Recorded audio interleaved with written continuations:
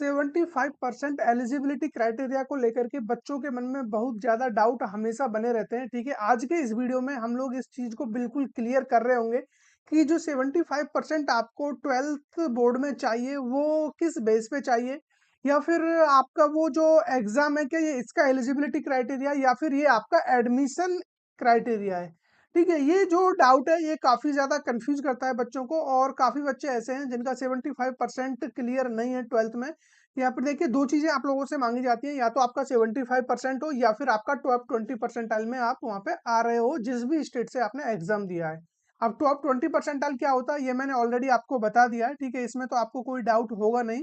Top 20 में ये है कि सपोज़ करिए आपके लगभग यहाँ पे जैसे कि 100 स्टूडेंट हैं, ठीक है?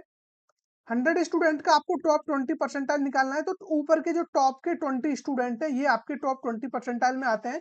तो यदि आप इस कैटेगरी में आ रहे हो, तो डेफिनिटली आप इसके लिए एलिजिबल हो, यानी कि 75% क्राइटेरिया क्रॉस करो या फिर ये 20 परसेंटाइल करो। लेकिन जो सबसे बड़ा मिथ है, वो ये है कि इसको बच्चे एलिजिबिलिटी क्राइटेरिया समझते हैं एग्ज़ाम के लिए। जबकि ये जो क्राइटेरिया रखा गया है, ये एग्ज़ाम के लिए बिल्कुल भी नहीं है, ये जो क्राइटेरिया है, ये एडमिशन के लिए है, ठीक है? ये चीज़ आप लोग याद रखना, ये एडमिशन क्राइटेरिया है और ये आप लोगों का जो एग्ज़ाम क्राइटेरिया रहता है ऐसा कुछ भी नहीं है। अभी मैंने जब आपको जेईई एडवांस का एलिजिबिलिटी क्राइटेरिया बताया था, तो वहाँ पे क्लियरली बोला हुआ है, मतलब इसके रिगार्डिंग कुछ भी नहीं कहा है कि आपको 75% चाहिए जेईई एडवांस में अपीयर होने के लिए, ठीक है? हाँ, लेकिन जब आप आईआईटी कॉलेज के लिए जाओगे, आपको लगेगा कि यार मुझे जोसा में आईआईटी के लिए अप्लाई करना है, तब ज़रूर से आपका जो एडमिशन क्राइटेरिया है वो 75% यहाँ पे लगा दिया जाएगा और वो इस बार भी रहेगा, ऐसा नहीं है कि इस बार हट जाएगा। तो मेरा बताने का मतलब ये है कि देखिए जो 75% क्राइटेरिया होता है वो आपका एडमिशन क्राइटेरिया है। आप उसमें देखिए कौन-कौन से इंस्टीट्यूट आते हैं जिनमें आपको एडमिशन नहीं मिलता है। सबसे पहले तो आप आईआईटी ले लीजिए, ठीक है? आईआईटी में यदि आपको जाना है तो 75% आपको करना रहेगा 12th में, या फिर आपको टॉप 20 परसेंटाइल में आना रहेगा। अब टॉप 20 परसेंटाइल का जो भी, यानी कि स्टेट वाइज़ ये अलग-अलग होता है, तो उसका जो भी पीडीएफ या लिंक है वो मैंने ऑलरेडी टेलीग्राम चैनल पर डाल दिया है। वहाँ से जाकर के आप अपने स्टेट का कैटेगरी वाइज़, ये हर एक कैटेगरी का अलग होता है। सपोज़ करिए जनरल कैटेगरी का आप मैं कोई भी रैंडम बता रहा हूँ, मान लो कि 392 नंबर आने चाहिए 500 में से, ठीक है? ये आपका एलिजिबिलिटी है। इसी तरीके से ओबीसी का कुछ होगा, इसी तरीके से हर एक कैटेगरी का वहाँ पे मेंशन है और हर एक स्टेट वाइज़ जो भी बोर्ड आपका लग रहा है, चाहे यूपी बोर्ड हो, राजस्थान हो, एमपी हो, महाराष्ट्र हो, जो भी बोर्ड आपका लग रहा होगा, उसके अकॉर्डिंग आपका ये टॉप 20 परसेंटाइल डिसाइड किया जाता है, ठीक है? तो ये 2 चीज़ें होती हैं, ये किस चीज़ के लिए, या तो आप ये वाला क्रॉस कर जाओ टॉप 20 या 75, ठीक है? अब इसमें आपके आईआईटी कॉलेज हो गए, उसके अलावा एनआईटी हो गए, ठीक है? ट्रिपल आईटी हो गए और यहाँ पे सीएफटीआईज या फिर इनको जीएफटीआईज भी बोलते हैं। तो जो भी आप बोलो, ठीक है? या तो सेंट्रल फंडेड या फिर गवर्नमेंट फंडेड ये इंस्टीट्यूट होते हैं। तो ये कैटेगरीज़ हैं जिनमें ये क्राइटेरिया माँगा जाता है, 75% आपका होना कंपल्सरी है, अदरवाइज़ आपको इनमें एडमिशन नहीं मिलेगा।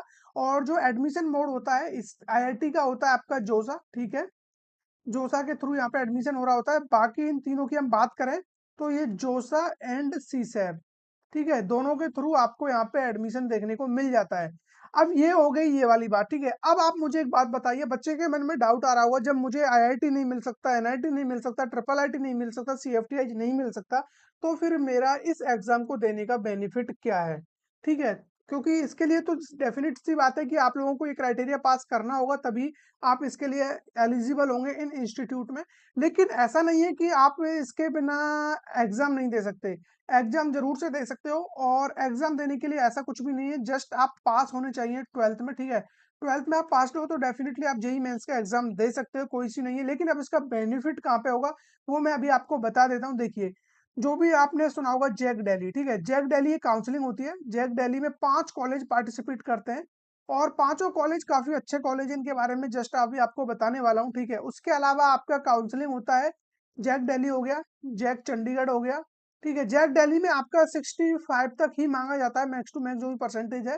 देन आईपीयू हो गया, जो कि ये दिल्ली का ही काउंसलिंग है और इसमें लगभग 22 कॉलेज पार्टिसिपेट करते हैं, जिनमें से लगभग 4 से 5 कॉलेज काफ़ी अच्छे कॉलेज हैं और जो कि आपके किसी एनआईटी के लेवल तक के कॉलेज हैं, इवन जैक दिल्ली में तो। तो यहाँ पे अब बात कर लेते हैं इन कॉलेजों में, ठीक है? अब इनका जो टॉप 20 परसेंटाइल वगैरह या 75% ये सब नहीं चलता है। यहाँ पे जस्ट आपका 55% पर भी काम हो जाता है, ठीक है, अभी हम बात कर लेते हैं। देखिए, जो मैंने आपको जेईई एडवांस का क्राइटेरिया बताया था, एलिजिबिलिटी क्राइटेरिया, इसको देख करके आपको चीज़ें समझ में आ रही होंगी और आपने देखा होगा कि एलिजिबिलिटी क्राइटेरिया में यहाँ पर 75% का कोई ज़िक्र नहीं किया गया, क्योंकि ये जस्ट एग्ज़ाम के लिए क्राइटेरिया है, ना कि आपके एडमिशन के लिए। इस चीज़ को मन से बिल्कुल हटा दीजिए कि आपका 75% नहीं है, तो आप जेईई एडवांस का एग्ज़ाम नहीं दे सकते। ऐसा कुछ भी नहीं है, ठीक है? जो क्राइटेरिया रखा गया है, performance in JEE Mains, JEE Mains की जो परफॉर्मेंस है, बेसिकली आपको अंडर 2.5 लाख रैंक में आना होता है इसके लिए, ठीक है? यहाँ पे कितना आपको अभी मैं बता देता हूँ, ठीक है? 2.5 लाख रैंक के अंडर में आना होता है और इसको भी कैटेगराइज किया हुआ है कि जनरल वाले बच्चों को इस तरीके से डिवाइड किया हुआ है, ठीक है? उसके अलावा जनरल ईडब्ल्यूएस, पीडब्ल्यूडी, इनको यहाँ पे कैटेगराइज, ओबीसी वाले बच्चे इतने होंगे, देन एससी वाले।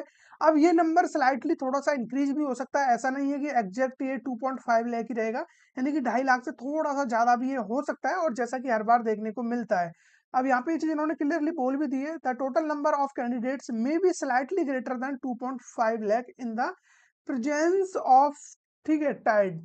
अब ये जो भी रैंक स्कोर यहाँ पे डिसाइड किया गया है, इससे थोड़ा-सा आगे भी जा सकता है। 1-2 हज़ार बच्चे और ये एक्स्ट्रा लेके चल रहे होते हैं, उससे आपको कोई लॉस नहीं है, बेनिफिट ही है आपको। ठीक है, लेकिन अब हम बात कर लेते हैं जो मेन मुद्दा है, एलिजिबिलिटी क्राइटेरिया, और इसके रिगार्डिंग आप देख सकते हो जो सेकंड है, एज लिमिट। जेईई एडवांस में एज लिमिट का क्राइटेरिया होता है आपका जो जन्मदिन है, डेट ऑफ बर्थ आपका 1 अक्टूबर 2000, यानी कि सन 2000 1 अक्टूबर में होना चाहिए, तभी आप इसके लिए एलिजिबल होंगे। लेकिन जेईई मेंस में ऐसा एज लिमिट कुछ भी नहीं होता है, उसमें जस्ट ये कंडीशन होती है कि कॉन्जिक्यूटिव 3 ईयर्स में आप उसको दे सकते हो, यानी कि आप जस्ट 12th में हो, या आपका 1 साल का ड्रॉप हो या 2 साल का ड्रॉप हो, बस। और यही चीज़ अब इस बार एडमिशन यानी कि जेईई एडवांस में भी लागू कर दिया है। नंबर ऑफ अटेम्प्ट्स यहाँ पे भी 3 कर दिए हैं, जो कि 2 हुआ करते थे। ठीक है, ये क्राइटेरिया है, इनके अलावा और कोई क्राइटेरिया ऐसा नहीं है। 3 अटेम्प्ट्स हो गए हैं 3 कॉन्जिक्यूटिव ईयर्स में। ठीक, अब ऐसा नहीं है कि आपने एक 2016 में दिया है, एक आप 2022, 24, 25 में देना चाह रहे हो, तो वो चीज़ें पॉसिबल नहीं है, ये चीज़ आप लोग समझ लेना। देन उसके बाद अपीयरेंस इन क्लास 12th में देखिए ये चीज़ बोली गई है कि आपका जो क्लास 12th है, या तो 2025 में आप एग्जाम देने वाले हो, 2024 में 12th हुआ हो, या फिर 2023 में। 22 वाले स्टूडेंट को यहाँ पे कंसीडर नहीं किया जाएगा, ये चीज़ आप लोग याद रखना, ठीक है? यहाँ पे not eligible to appear in JEE Advanced 2025, जिन्होंने 2022 में अपना 12th पास आउट किया है।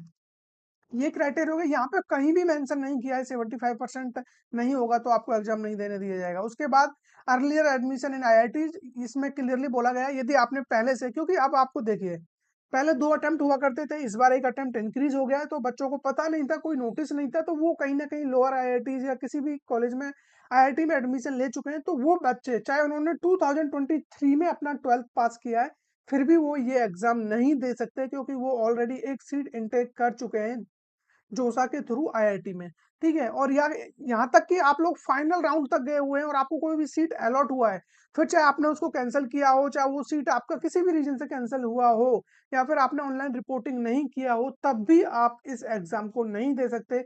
हाँ, अगर जो लास्ट राउंड से पहले पहले आप इस एग्जाम से बाहर हो गए हो, यानी कि काउंसलिंग से बाहर हो गए हो लास्ट राउंड से पहले, तो फिर आप इसके लिए एलिजिबल हो, कोई इश्यू आपको नहीं आने वाला है।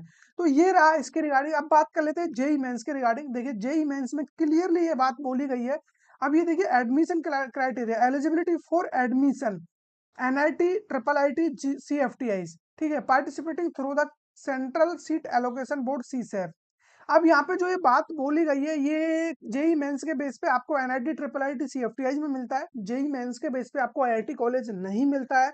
एंड जेईई मेंस ओनली आपका एक मीडियम रहता है, एक मीडियम बन जाता है जेईई एडवांस को देने के लिए। यदि आप अंडर 2.5 लाख रैंक में आते हो, तो आप जेईई एडवांस का एग्जाम देते हो, और जेईई एडवांस के स्कोर के बेस पे आपको आईआईटी मिलता है। तो इसीलिए यहाँ पे आईआईटी का जिक्र नहीं हुआ है, और यहाँ पे क्लियरली बोला हुआ है।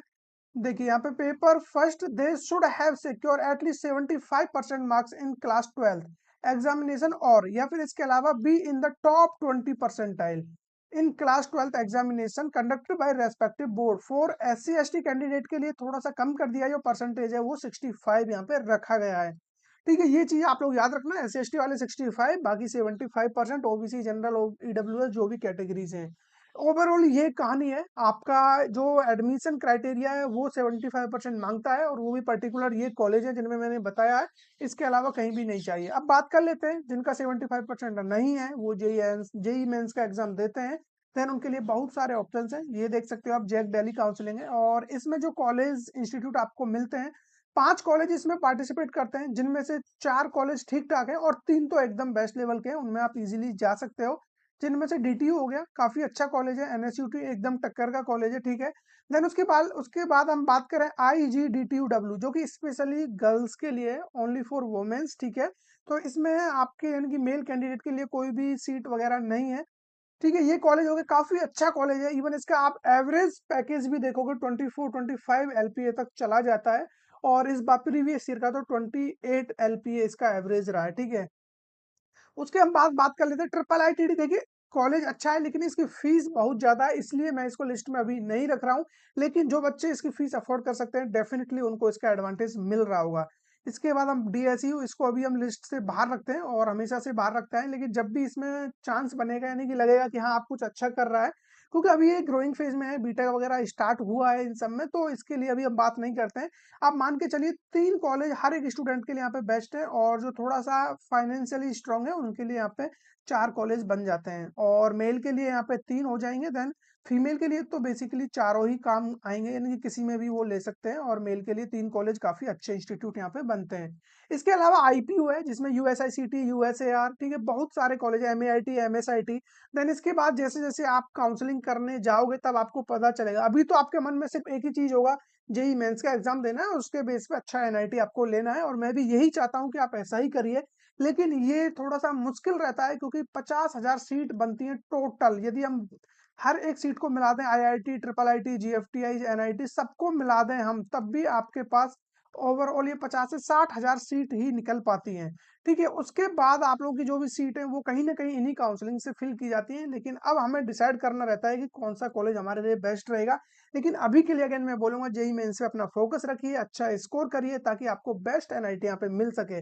और इसके बाद तो जो भी आपका काउंसलिंग जर्नी होगा उसमें हम आपके साथ रहेंगे। उसके लिए इस चैनल को सब्सक्राइब कर लीजिए, ताकि आप लोगों को काउंसलिंग में 1% भी प्रॉब्लम ना हो। क्योंकि आप लोग कितना भी अच्छा स्कोर कर लेना, काउंसलिंग अच्छी तरीके से नहीं हो पाई तो डेफिनेटली उसका आप लोगों को बहुत नेगेटिव इम्पैक्ट पड़ेगा, और मैं ऐसा बिल्कुल नहीं चाहता। जो आप मेहनत कर रहे हो उसका फल आपको निश्चित रूप से मिलना चाहिए, ठीक है। आई होप आप लोगों के जो भी डाउट थे, कैटेगरी यानी कि जो भी क्राइटेरिया है 75% के रिगार्डिंग, वो क्लियर हो गया होगा।